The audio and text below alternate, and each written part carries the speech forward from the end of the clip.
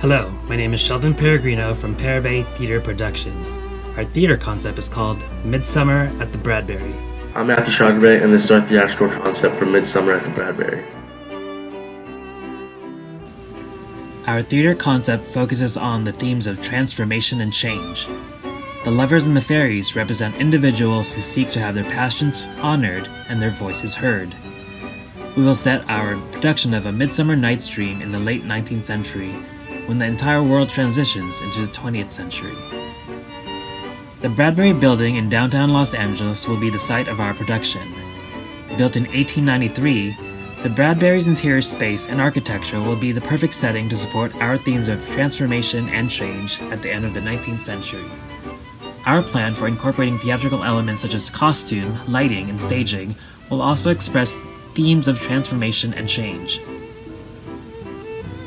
With the theme of transformation and change, our production will highlight both the women's movement and the life of LGBT individuals in the late 19th century, appeared in American society when individuals had to repress their identity and live in the shadows in order to survive.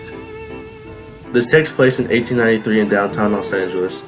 This is just 2 decades after the National Women's Suffrage Association was founded in 1869. Women employed in the United States increased from 2.6 million to 7.8 million between 1880 and 1910. Women in the United States did not gain the right to vote until the passage of the 19th Amendment in 1919. More than a century later, in the year 2020, women are still fighting for respect and equality in the workplace. At the end of the 19th century, same-sex relationships were still considered immoral and illegal. Many were forced to live in the shadows and hide their true identity in fear of public persecution. Marriage and love could only be between man and woman. Doctors and psychiatrists during this era also began looking for ways to reverse the same-sex desire. The first LGBT rights movement in the United States was not formally recognized until 1924 with the Society of Human Rights in Chicago. However, persecution and hostility continued towards the LGBT community. The Stonewall riots in 1969 marked a pivotal movement for the LGBT movement to shed more light on police harassment and social discrimination. As the LGBTQ movement continues, less people will have to live in the shadows. The two contrasting tones of the production will be serious and whimsical. We will highlight the seriousness and rigidity of the world and the environment where these characters exist, and now they have to suppress their true identity and passions. A whimsical world will be introduced when the lovers enter a dream world at night, where they can experience a freedom to express their true selves and to see the possibilities of change. The central image will be the glass atrium of the building's ceiling, and it will reference the moon. The moon is ever present, and each character is aware of the moon's powerful presence. The moon can affect our logic, moods, and desires. The moon is also a reference for a passage of time, and it will also guide each character's own journey. The moon itself becomes a character in the play within the play. Our themes of transformation and change will be supported by the contrasting worlds that society accepts and rejects. The symmetry and order of the building will represent the rigidity of the society. The land of the fairies will embody the fantasy of freedom of self-expression and identity. One color palette represents a rigid society. This includes colors of the building interiors such as grays, browns, whites, and blacks. Shades of purple will dominate the land of fairies through lighting. Purple garments were reserved for royalty because of the expensive natural source of color. Shades of purple became a popular color in fashion during the late 19th century because of the invention of a variety of synthetic dyes. The costumes for the lovers will reflect a transition during the late Victorian era. Women were still bounded by a tight corset to create a tiny waist, but also started incorporating the lines of men's tailored jackets to reflect their growing confidence in society and their yearn for female liberation. Actors playing fairies will look like various architectural details and surfaces of the building, so they will blend into the space and be invisible.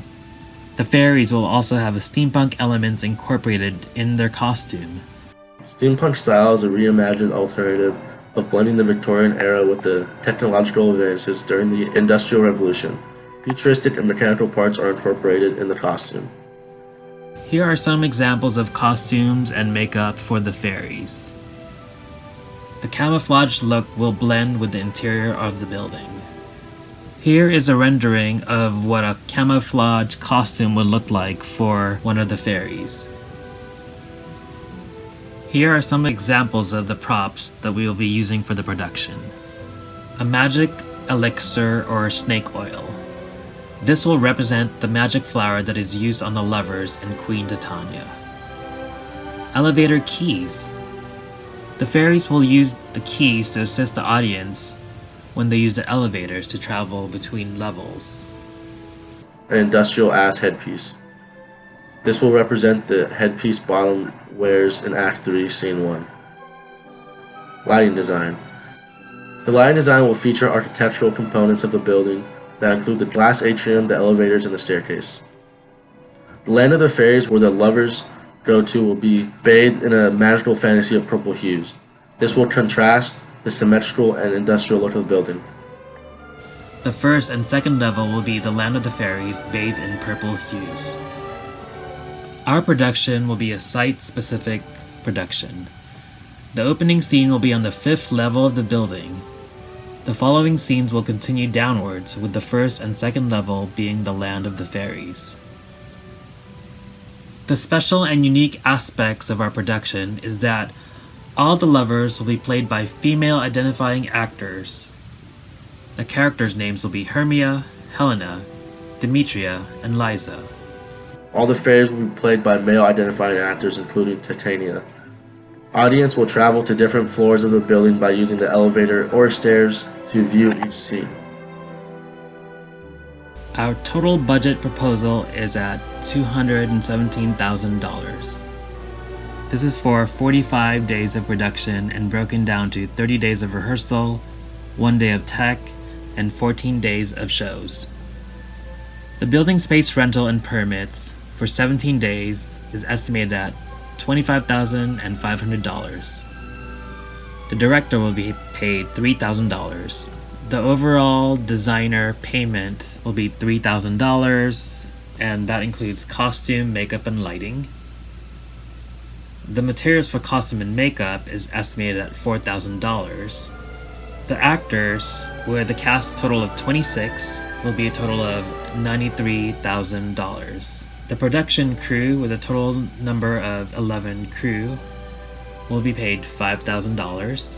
The lighting equipment rental total is $81,450. The marketing for the production will be estimated at $1,100. Thank you.